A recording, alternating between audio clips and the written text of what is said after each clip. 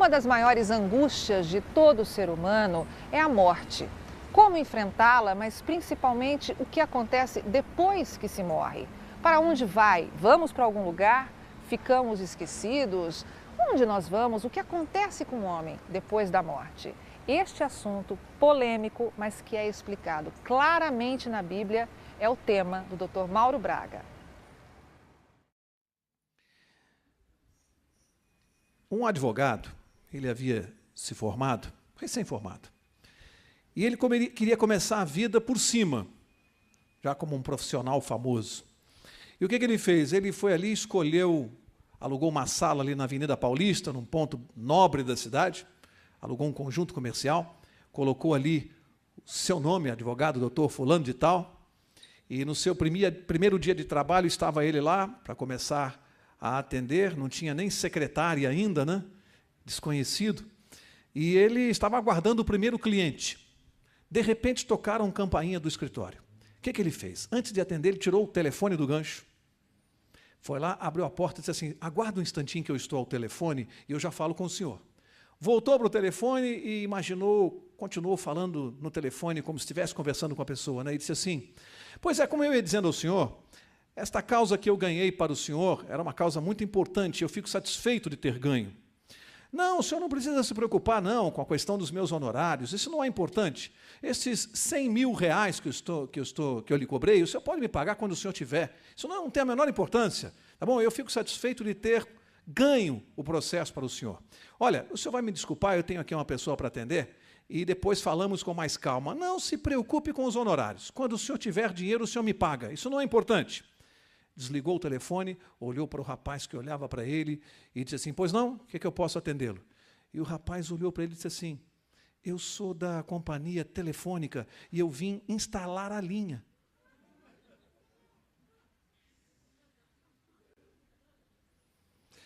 A mentira é assim, você sabia? A mentira é exatamente assim. A mentira, quando ela é descoberta, ela faz com que a gente se sinta ridículo. E é a mesma coisa em relação a algumas coisas que nós passamos a vida acreditando e, de repente, descobrimos que acreditamos numa mentira. Acreditamos em algo que não tinha o menor fundamento. E o tema desta noite é uma grande mentira. Talvez seja a maior mentira do século. E a relevância desse assunto é porque o mundo aí fora, na sua grande maioria, acredita numa grande mentira, uma grande farsa. Hoje, praticamente tudo gira em torno disso. Os cinemas, os filmes, as novelas, as músicas, praticamente tudo que está ao nosso redor hoje fala da possibilidade de uma vida após a morte. É ou não é? Tudo, praticamente. As novelas falam disso, os filmes falam disso. Tem um filme, há pouco tempo teve um filme muito bonito no cinema, né, chamado Ghost, O Outro Lado da Vida, um filme romântico que fez o mundo inteiro chorar, mas você vai descobrir no estudo dessa noite que este filme estava baseado numa grande mentira, numa grande farsa. E você não veio aqui ouvir a minha opinião. Eu sei que este assunto ele é delicado porque ele entra muitas vezes em conflito com aquilo que você, quem sabe esteja aqui alguém esta noite, que acredita nisso, e nós respeitamos. Quem sabe alguém passou a sua vida pensando, sonhando, tendo a esperança de uma vida após a morte, no mesmo corpo. Muita gente imagina o que vem num outro corpo aqui, com a mesma alma. Tem gente que acredita que a alma vive fora do corpo. Já ouviu essa frase? O corpo morre, mas a alma não. O chamado karma.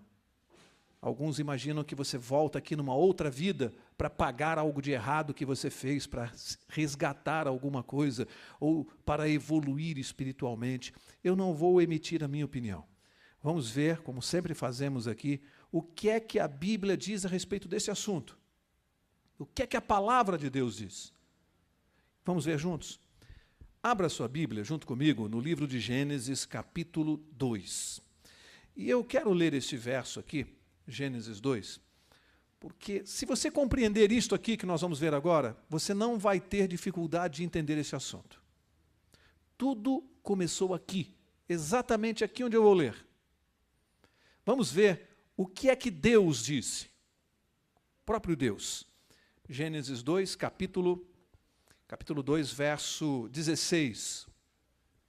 Gênesis 2, 16, e diz assim: ordenou o Senhor Deus ao homem, dizendo: de toda a árvore do jardim comerás livremente, mas da árvore do conhecimento do bem e do mal, dela não comerás, pois no dia em que dela comeres, certamente, o que diz aí? Morrerás.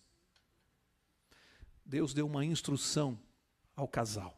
Já estudamos isso aqui longamente. Não se aproximassem da árvore, não tocassem no fruto, não comessem do fruto. Já vimos aqui que a coisa não tem nada a ver com o fruto, como muita gente pensa. Estudamos aqui o que está por trás disso. O que está por trás disso é coisa muito mais séria, muito mais profunda. Já vimos isso aqui. Mas Deus estabeleceu uma condição e disse que se houvesse desobediência, haveria uma consequência. Que consequência é essa, se houvesse a desobediência? A morte.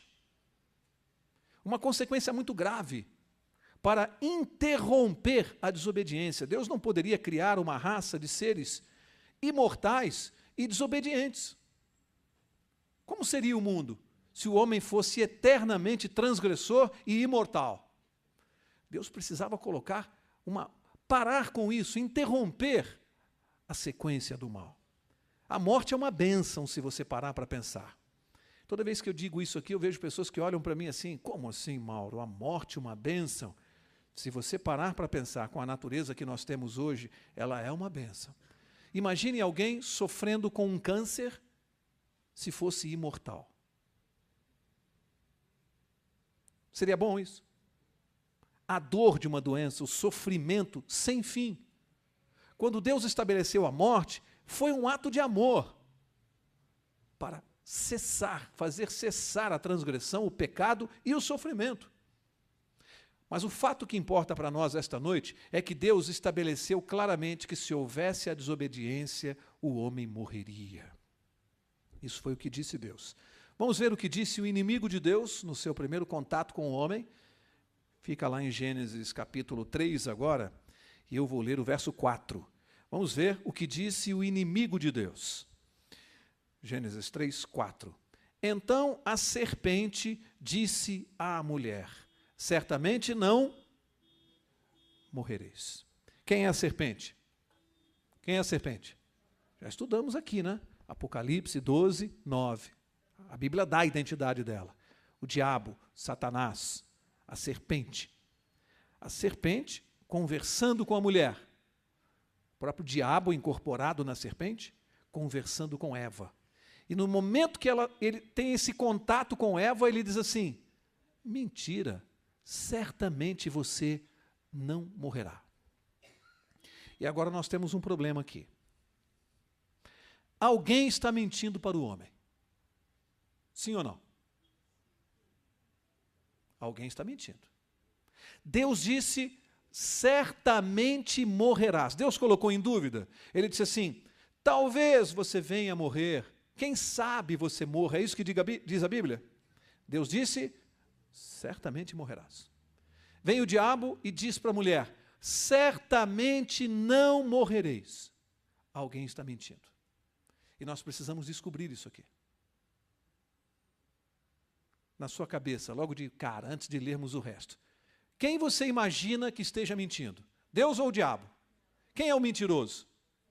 Então, antes de seguirmos, guarda uma coisa aqui. A teoria da imortalidade da alma, ela tem um autor. Aqui na Bíblia. Ela tem um fundador. E talvez você não soubesse disso. Há um autor para esta teoria. O próprio diabo. Não foi Deus que inaugurou esta teoria, criou essa teoria. Não foi Deus.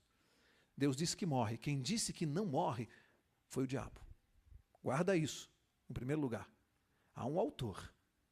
Isso se torna mais grave no momento que você acredita na imortalidade da alma. Mais do que crer numa doutrina, você está escolhendo um lado. Você está fazendo uma opção. Você está escolhendo quem comanda a sua vida, em quem você acredita. É grave isso? é apenas uma questão de doutrina, discussão de religião. Não é. Você está fazendo uma escolha. Deus disse, morre, o diabo diz, não morre. Você tem que escolher com quem você fica. Aí, houve a desobediência. Eva desobedeceu a Deus, passou o fruto para o seu marido e ele desobedeceu também. E o diabo, a princípio, houve um questionamento na cabeça do casal. Porque ao tomarem do fruto e ao comerem, eles morreram imediatamente? Deus também disse que a morte seria instantânea? Ele disse que era no mesmo momento? Certamente morrerás. Em que tempo está esse verbo? Deus não disse que era no mesmo momento, mas o diabo fez o casal acreditar que era. E quando ela comeu e não morreu, ele disse assim, está vendo? Está vendo quem estava mentindo para você? O argumento a princípio era forte, não era? Ela comeu do fruto e não morreu. Lição.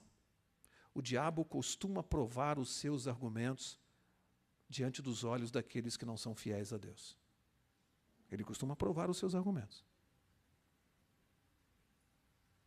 Às vezes a gente vai, desobedece a Deus e vamos a um lugar onde Deus pediu que não fôssemos, ter contato com coisas que Deus não aprova, aí a pessoa chega lá e diz assim, Mauro, mas espera um pouquinho.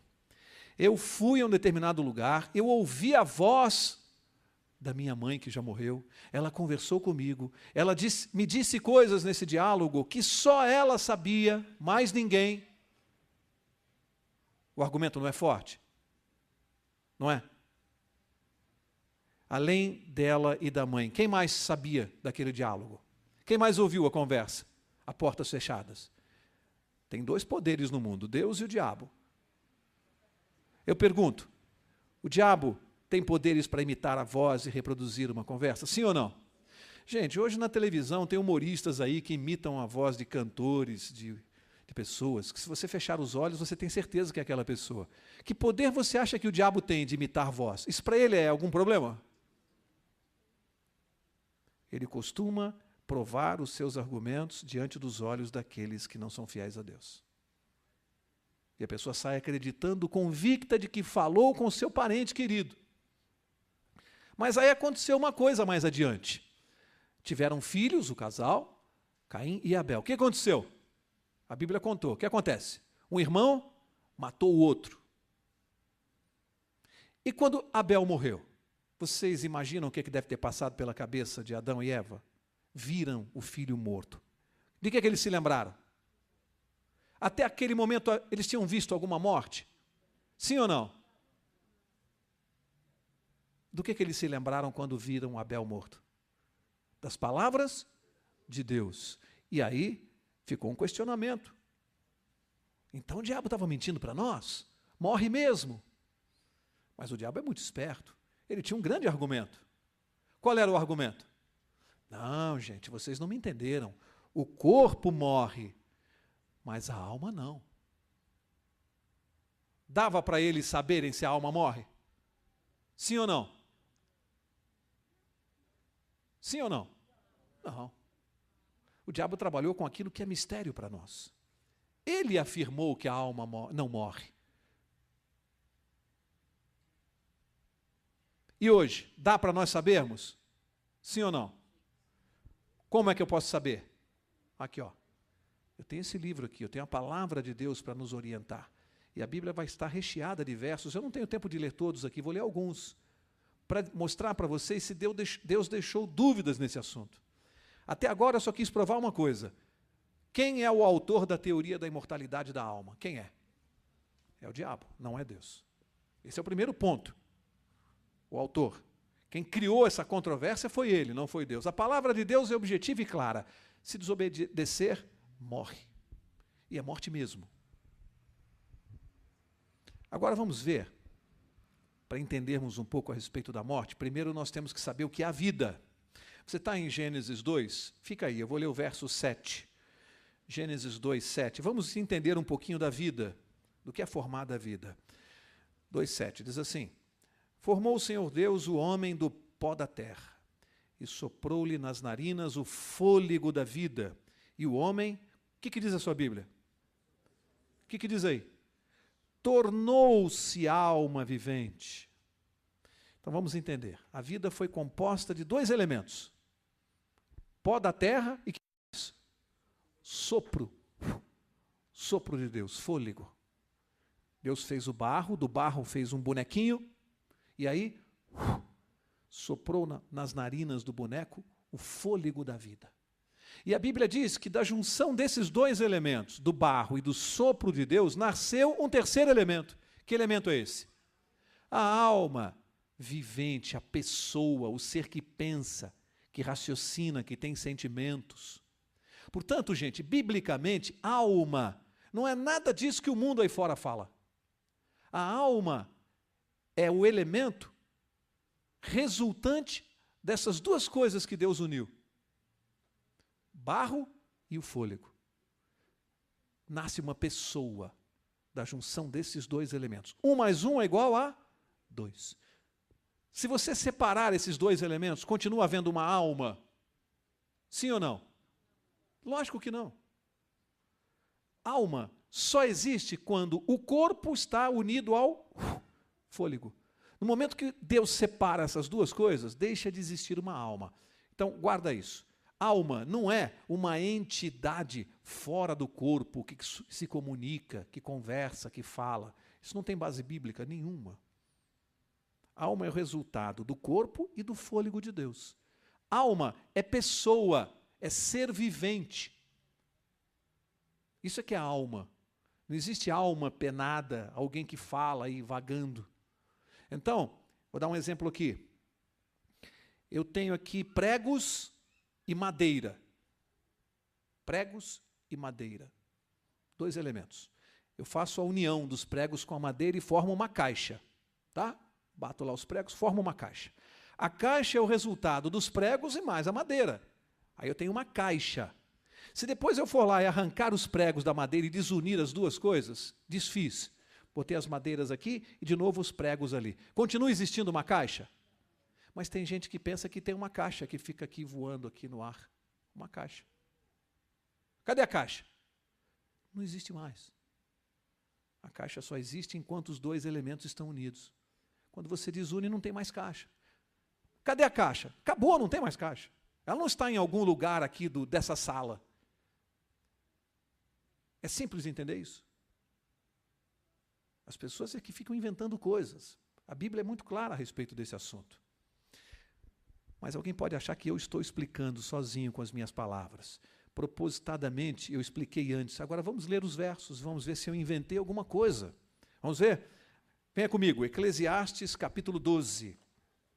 Vamos deixar a Bíblia falar e vamos ver se aqui eu exagerei ou inventei alguma coisa. Eclesiastes capítulo 12. Veja comigo o que está escrito no verso 7. E diz assim: ó, volte à terra como o era, e o espírito volte a Deus que o deu.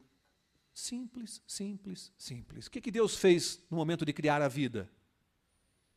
Pegou o barro, o pó da terra e colocou o sopro, fôlego. E aí passou a existir uma pessoa. Quando a pessoa morre, o que Deus faz? É como se Deus retirasse o fôlego daquela pessoa, ele inspirasse. Então ele fizesse assim, ó.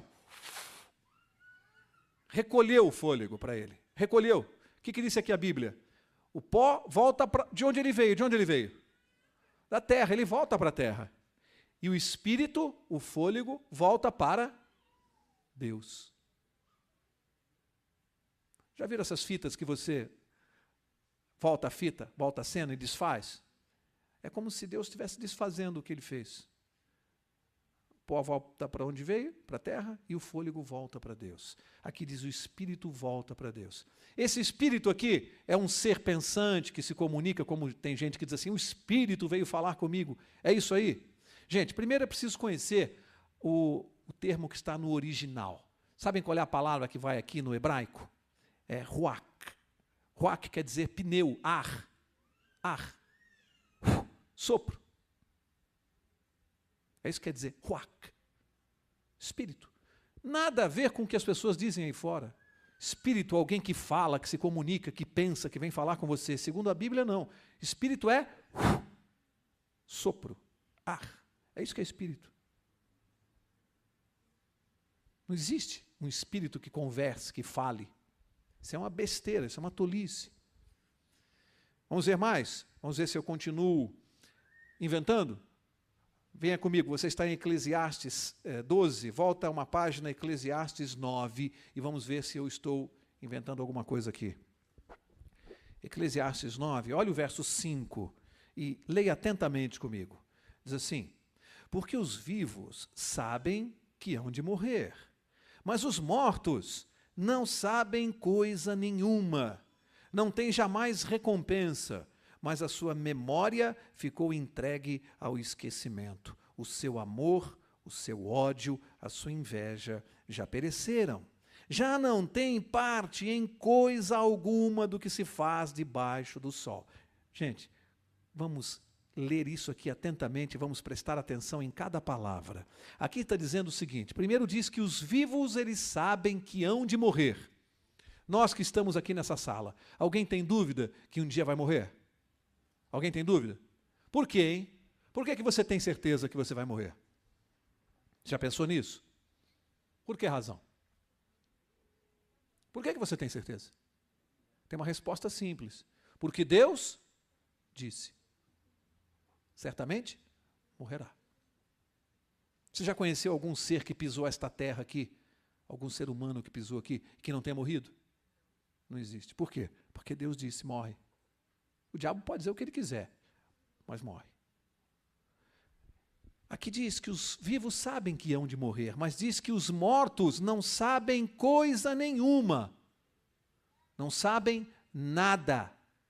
E diz que eles não têm parte do que se faz debaixo do sol. Se eles não sabem nada e não participam de nada no mundo dos vivos, como é que alguém pode ter vindo aqui conversar com você, saber que você está sofrendo ou chorando, a dizer, minha mãe veio falar comigo, ela está sofrendo muito no céu com o que está acontecendo comigo. De acordo com esse verso aqui da Bíblia, é possível isso? É possível isso? Isso aqui é a minha opinião, pessoal. Isso aqui é a palavra de Deus. O que as pessoas ensinam aí fora, fruto de doutrinas humanas, livros, autores, pensadores, seres humanos. A palavra de Deus diz que os mortos não participam de nada no mundo dos vivos.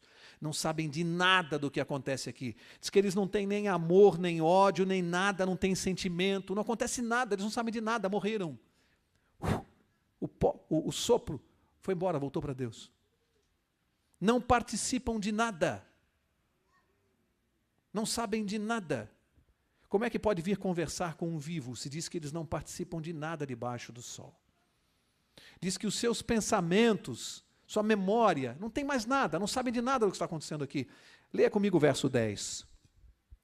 Eclesiastes 9, verso 10. Diz assim: tudo o que te vier à mão para fazer, faze-o conforme as tuas forças, pois na sepultura para onde vais, não há obra, nem projetos, nem conhecimento, nem sabedoria alguma. Na sepultura, para onde vai o morto, não sabem de mais nada, não participam de nada. Absolutamente nada. Não sabem de nada do que está acontecendo aqui. Simplesmente porque viraram pó. Pó pensa.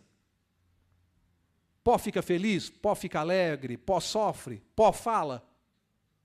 E por que tem tanta gente que acredita que fala? Que pensa. A palavra de Deus é clara. Veja, você tem todo o direito de não pensar assim. Você pode escolher não ficar com a palavra de Deus e ficar com os livros que se vendem aí nas livrarias escritos por homens. Você tem livre-arbítrio.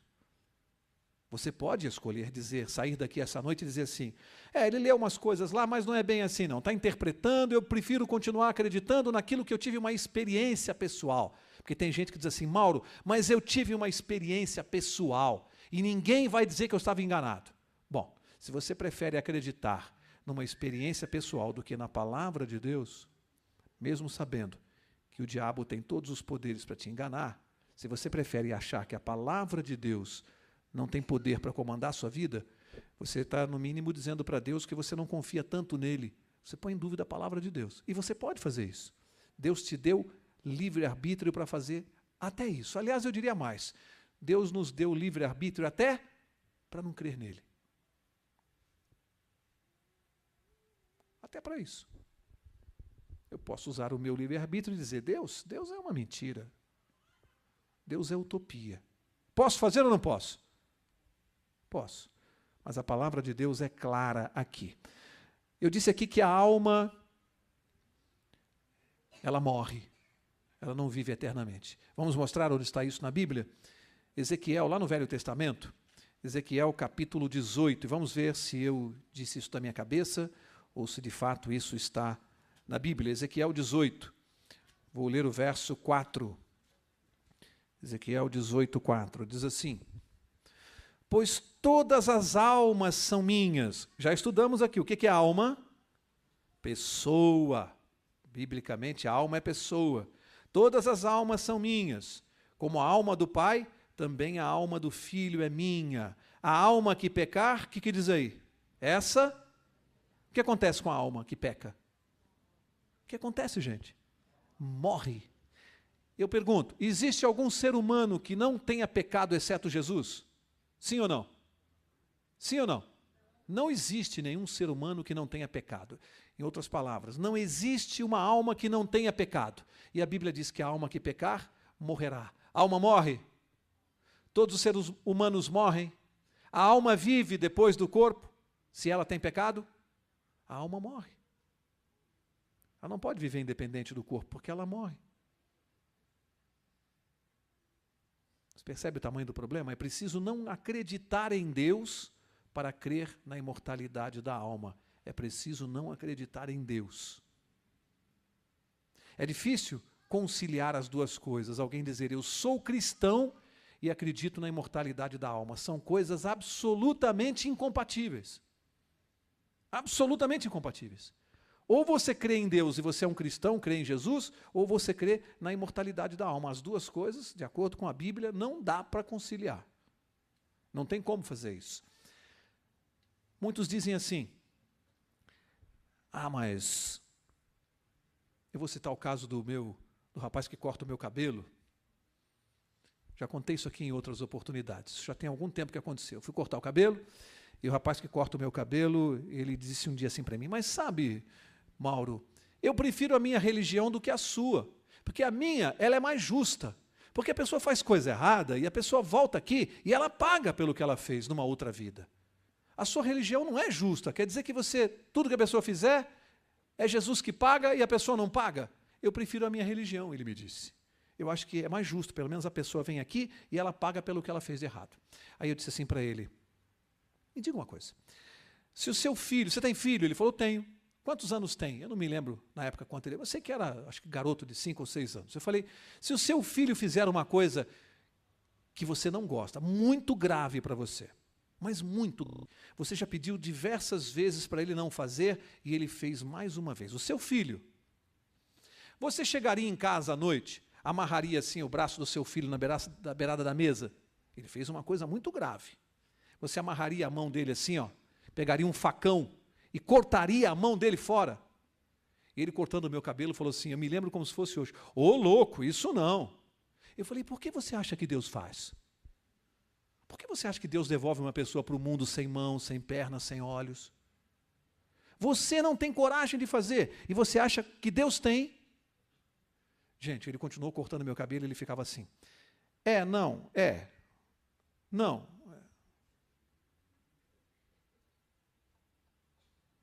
O karma é isso, as pessoas acham que Deus tem coragem de fazer o que nós, seres humanos, não temos, mas achamos que Deus tem.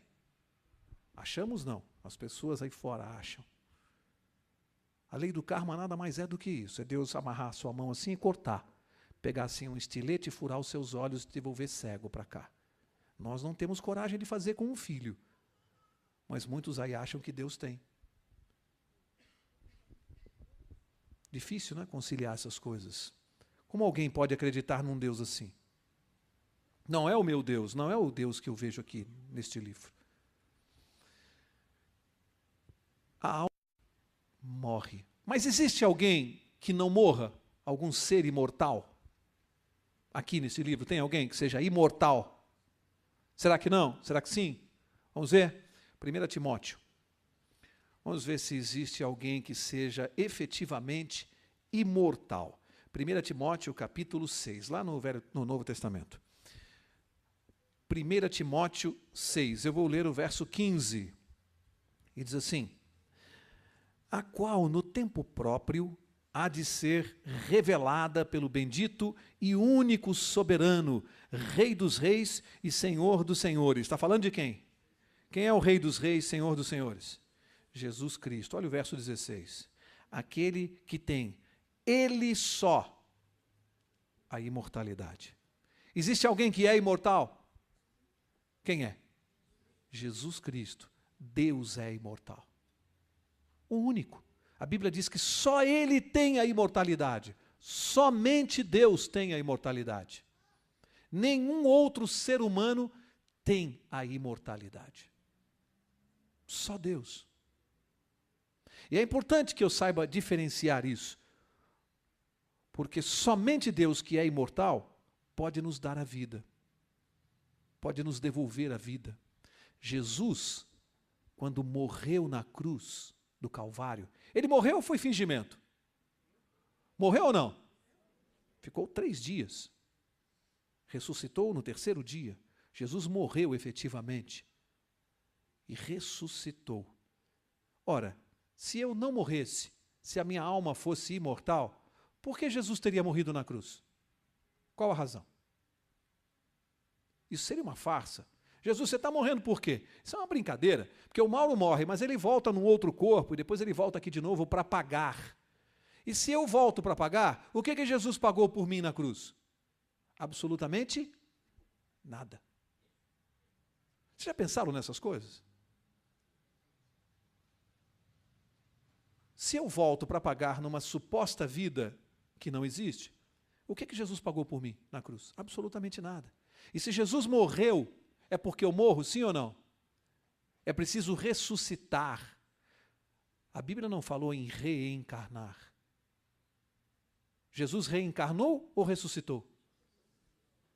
E quem é que pode me devolver a vida e me ressuscitar um dia? Mediante uma condição. Já pensou se eu não morresse, se eu fosse imortal, a minha alma fosse imortal? Para que eu preciso de Jesus? Para que eu preciso disso aqui? E a morte de Jesus teria sido uma farsa. Não haveria necessidade de nada disso. Vocês percebem como o diabo ele amarra as coisas, engana as pessoas e não mostra o que está por trás dessa doutrina, que destrói totalmente o Evangelho. Totalmente. Aí não há necessidade de plano da salvação, da morte de Jesus. Você destrói com tudo isso. Eu quero ler para vocês agora Evangelho de João, capítulo 6.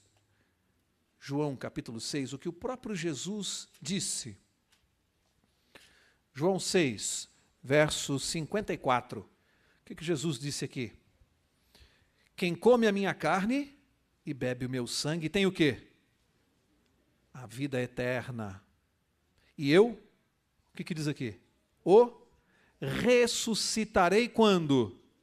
No último dia. O que é preciso acontecer para alguém ressuscitar? É preciso estar morto. Se eu estivesse vivo sem o meu corpo, mas vivo através da minha alma, Jesus precisaria me ressuscitar. Gente, aqui não é questão de interpretação. Se Jesus vai me ressuscitar no último dia, a condição, o requisito é que eu esteja morto. Senão a Bíblia não usaria a palavra ressuscitar. É preciso que eu esteja morto. Não há outra coisa. Eu quero concluir lendo os últimos 2 versos dessa noite. Apocalipse 21. Os últimos 2 versos. Apocalipse 21.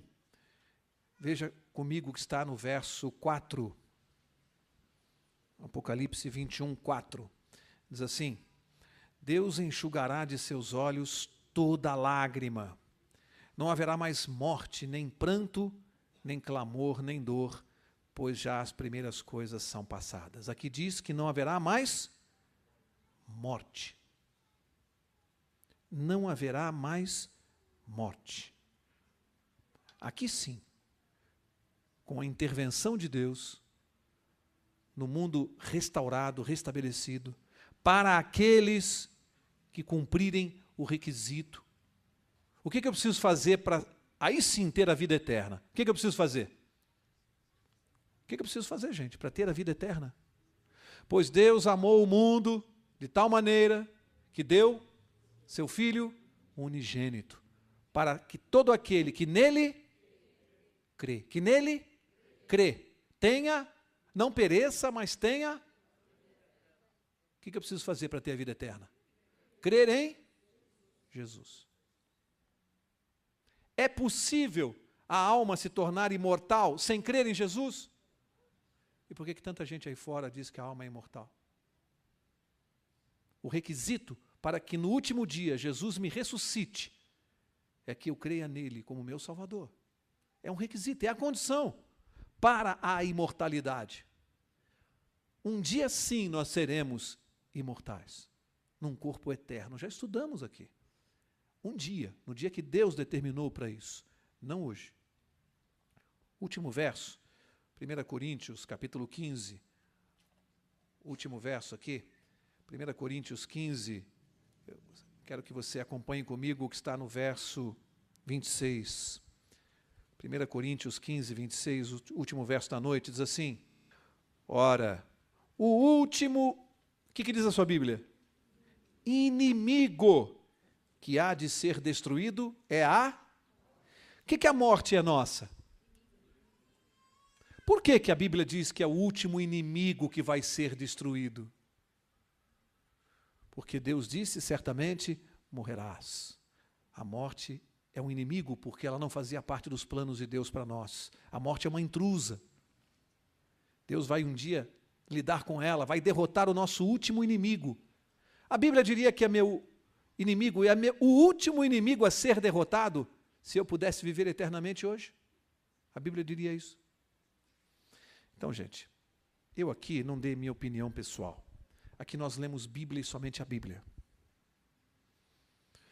Sei que talvez para algumas pessoas que passaram a vida acreditando na possibilidade da alma viver, acreditando nessas coisas, eu sei que talvez deva ser difícil de um momento para o outro chegar aqui essa noite e receber essa mensagem, que talvez entre em conflito com tudo aquilo que alguém possa pensar. Mas eu quero que você se lembre, esta aqui é a palavra de Deus. Se você crê em Deus, você tem que crer na palavra de Deus. A mãe queria assistir um concerto de um famoso pianista. Ficou esperando o dia que ele viesse tocar na sua cidade, e até que anunciaram um concerto daquele grande pianista. E ela comprou o ingresso com muita antecedência para assistir. E no dia daquele evento tão esperado, ela não tinha com quem deixar o seu filho pequeno. E para não perder o concerto, ela resolveu levar o garoto consigo. Foi mais cedo.